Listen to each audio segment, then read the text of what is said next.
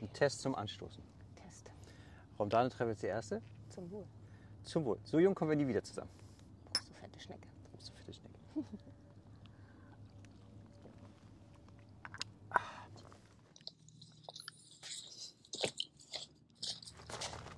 Hallo. So, also wir fangen heute an mit unserem Blog Romdane Tales, ich meine Travel Tales, und wir erzählen Reisegeschichten. Ich fange am besten mal ganz kurz an. Mein Name ist Marcel Romdane. Ich bin so ein Oldschool-Reisender, das schon seit vielen, vielen Jahren.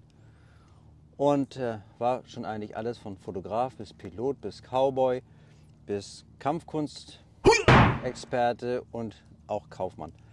Und vor 15 Jahren hat sich unser Leben einigermaßen drastisch geändert. Und in der Zeit haben wir viele Geschichten erlebt und die wollen wir jetzt einfach mal so erzählen. Aber erstmal gebe ich an meine wundervolle Frau, die ich in Cowboyland, Wyoming geheiratet habe. Okay, völlig schlecht. Was natürlich eine besondere Bedeutung für uns hat, denn wenn man in Wyoming heiratet, dann ist das ein Versprechen fürs Leben und sollte sich da der Cowboy von seiner Frau trennen, dann hat er für den Rest des Lebens nichts mehr zu lachen. Das war das Kleingedruckte, davon wusste ich dann auch nicht. Also ich bin Nicole Romdane. Herzlich willkommen bei den Lagerfeuergeschichten von den Romdane Travel Tales. Jetzt mal zu machen. Lagergeschichten, oder kommt eine dicke Libelle, Lagergeschichten von den Romdanes. Lagerfeuer.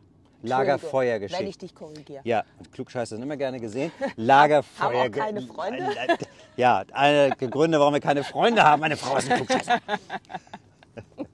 Genau. Also ihr findet uns auf Instagram unter Romdane Travel Tales.